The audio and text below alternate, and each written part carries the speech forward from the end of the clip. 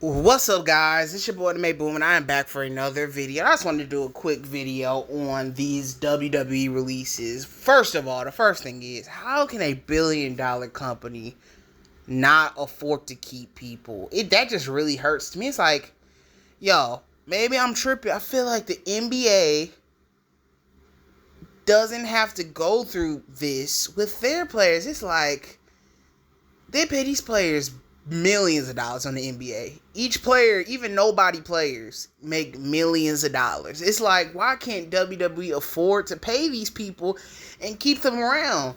They fired Dolph Ziggler, basically. They fired him just because they didn't want to keep him anymore. It's like, he did his job. He's doing his job. How can you fire somebody for that? But look, maybe I'm wrong. Maybe I'm speaking too much into it. But my theory on it, what I think happened is they just fired him because he wasn't doing anything. It's like, how can you fire somebody for doing their job? Y'all choose who does something and who doesn't. How can you fire somebody for doing their job? That's just weird to me. He stayed there for like 20, he's almost been there for 20 years, and y'all throw it away. And then the weird thing about these firings, that's like, you just fire these people just to bring them back a month later. And that's just also crazy to me. It's like, I feel like Road Dogg just keeps getting fired and just gets rehired. And X-Pac gets rehired and gets fired again.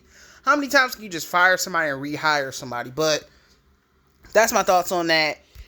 Just, they be acting real cheap sometimes. But let's go through each person from what I've seen who's getting fired. Mustafa Ali. Now, all these people weren't really doing anything. That's the first thing. None of these people were really doing anything. Mustafa Ali, from what I know, he was in NXT. He kind of never got a big run in the WWE, from what I know. He just never had nothing crazy happen. Like, that might be because he was bland, or like the fans will say, the hardcore fans will say, WWE didn't push him. And I hate when they say that. They just say everybody didn't get pushed by the WWE. He just wasn't that good. He had cool flippy moves, but he just wasn't that good. I'm sorry. Because you can flip don't mean you're good. But he had a couple good flippy moves. He kind of does the same flippy moves. He never really changed it up. Kofi Kingston changed it up. There's certain people that can change up their moves, and he just wasn't those people. He never really changed up what he did. He did the same 450 splashes and all of that, and it got old. There's certain people that don't change up their moves, and it gets old. But yeah, he was in NXT. He had from what I remember, he was supposed to be in, maybe I'm wrong, when Kofi Kingston won the WWE Championship, it might have been Mustafa Ali, because he got hurt and Kofi Kingston took his place. So that's really weird to think about. You got the Retribution, his group with the guys that used to scream, and like they were like the Nexus, fake Nexus. You got that group. Then he didn't do nothing for the last like year. He's had some weird character where I guess he's lucky or something, but it's been bad. It's bad. And yeah, he just never did anything in WWE. Okay, next person. Rick Boogs. Don't really care about him. His character was dumb to me. I didn't really care about him. And it's sad he got fired. It's sad Mustafa Ali got fired too. It's really messed up.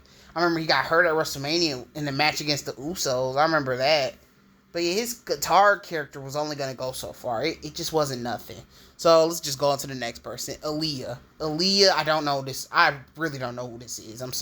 I don't really know who this is. So Elias is not yeah, that's messed up though. It's messed up she got fired, but yeah, I don't really know much about Elias.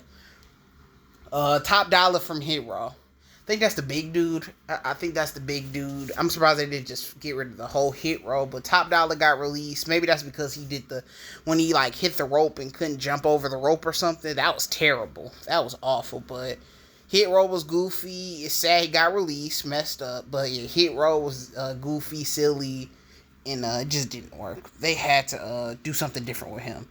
But he seemed like a cool dude. I remember watching those videos of him doing the little treasure, finding the treasure, WWE treasure or whatever.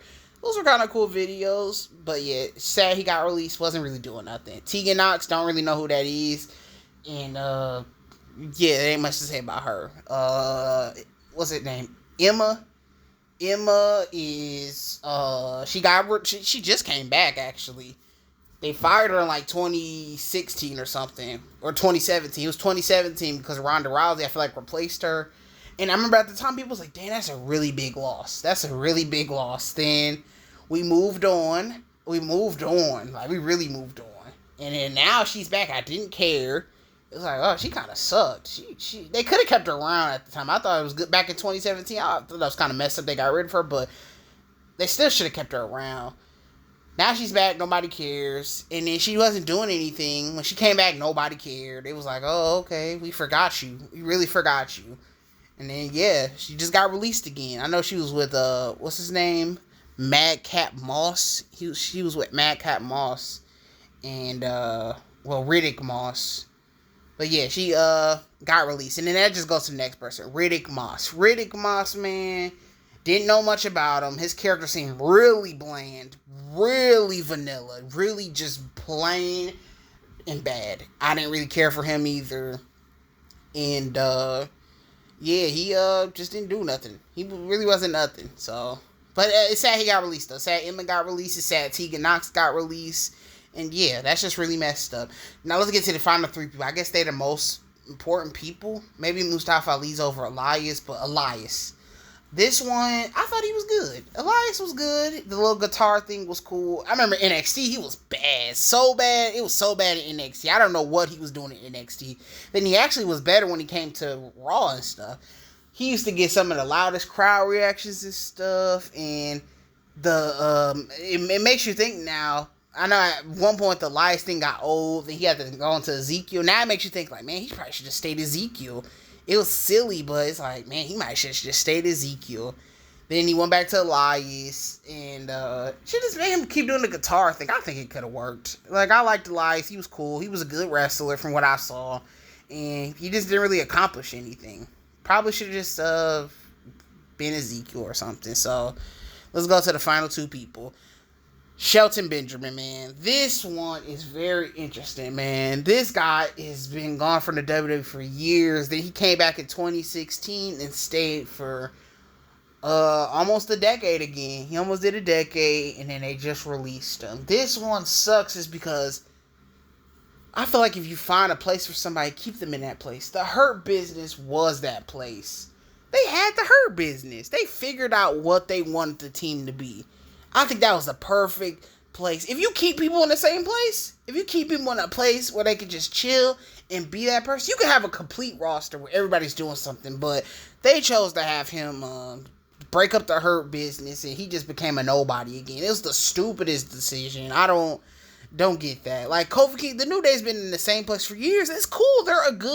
They're solid, and you can always rely on them. It's okay to keep them that way. You ain't got to change it up. That's what should have been the Hurt Business. The Hurt Business was cool, and it just got started. I think they could have been the Black Evolution.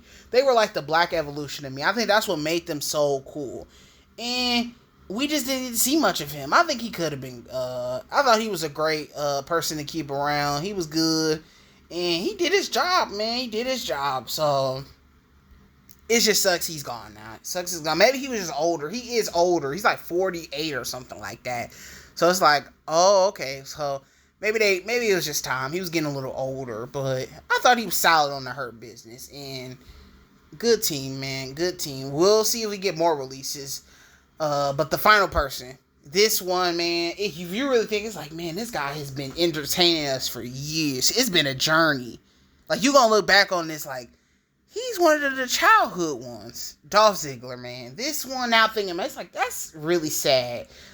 2011. That's 2011, 2012 years. 2013, 2014, 2015, 2016 years. That's peak Dolph Ziggler to me.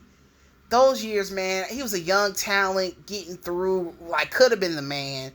But it's like, man, I don't know, man. It's just sad to see him go. He's really like a childhood favorite. And I thought he was like somebody else in the video, I thought he was a WWE lifer. I thought he was going to stay with them forever. He was solid, and he always did his job. And they just released him, man. That's so sad, man. It's good memories. I just remember the stuff with CM Punk, the stuff with The Miz, the stuff with John Cena, the stuff with AJ Lee, him winning the world title, the stuff with The Authority. He's always been great. The stuff with Luke Harper, it's been stuff he's able to do. It's been like, man, that's good. And then, to me, I feel like when I stopped kind of paying attention to Dolph, it was when he turned bad on SmackDown Live. I think it was 2016 or 2017. That's when it was like, okay, this is it. It was a bad heel turn, too. If it was a good heel turn, then it would have been great. But it was a bad heel turn. It's like, oh, this is bad. And then, yep, that was the end of it to me. I know people paid attention. I stopped watching wrestling, basically. And I know he had the feud, he was like with Drew McIntyre and stuff. I was done with Dolph Ziggler by that point, though. And, yeah, man, it's just been a long journey, man. It's just sad to see Dolph Ziggler go. And it's sad to see all these people go, man. Well, not all of them, because I didn't pay attention to half of these people. But Dolph Ziggler's one's like, man, you got to really appreciate the time we had with him and all the memories. Because he had some moments. Especially that 2010 to like 2011 moment. I was watching a clip of when he won the world title for like a second, and then Edge beat him for the world title again or something like that. Like, that was a fun moment. He just had his own moment. So tell me how y'all feel about all these releases, and I'll see you on the next video. Anime Boom Out, peace.